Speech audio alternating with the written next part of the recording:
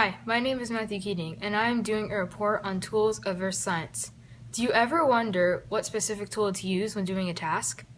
You probably couldn't fix a printer with a screwdriver, but using a balance to measure a marble's weight would definitely work.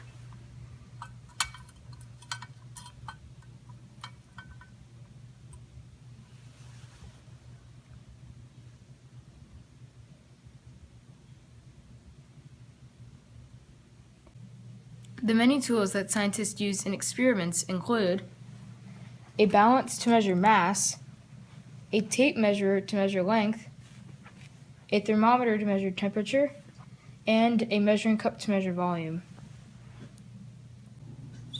Volume is the amount of space that something occupies or the amount of space that something contains. Area is a measure of how much surface an object has. Mass is the amount of matter that makes up an object. Length is how long something is in feet or inches. Temperature is a measure of the average kinetic energy of the particles that make up an object. All of these types of measurement can classify any solid, liquid, or gas. Volume, area, temperature, length, and mass can all be recorded on a model, a representation of an object or a process that allows scientists to study something in greater detail. Models can represent anything that is too small to see, such as atoms. Models are also used for objects that cannot be entirely seen, like the solar system. They can even predict the future and relate to the past. The most common models are physical and mathematical models. Physical models are models that you can touch. They often look like the thing that they represent.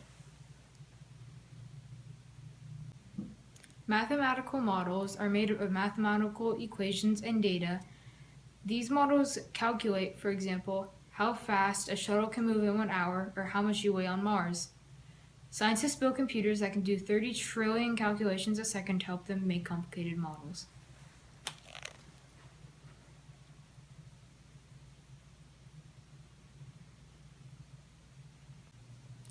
Observing patterns in the natural world can lead to scientific theories and laws.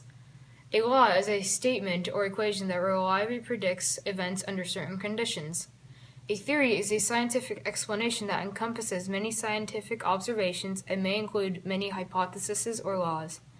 For example, a theory long ago was that Earth was the center of the solar system, but this was later proved wrong. An example for a law is Sir Isaac Newton and his law of universal gravitation. This law states that all things in the universe can attract each other with gravity. Another tool, a map, can represent a feature of a physical body, such as Earth. Maps can also show specific areas, such as Annandale State Park. Earth has two magnetic poles, which are the North and South Pole. Compasses can be used for navigation when it is magnetized to the North Pole. Also, longitude and latitude can be used to find specific locations. A map always contains a legend, which shows what symbols mean on the map. For this lab, you will need a magnet, a needle, a piece of tissue paper, and a bowl of water. What you're going to do is you're going to take the needle and the magnet, and you're going to rub the needle in the same direction 40 times on the magnet.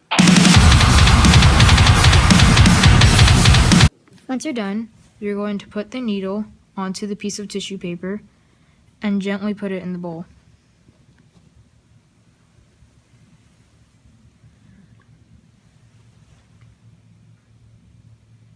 After a while, it should point northwards once the piece of tissue paper sinks.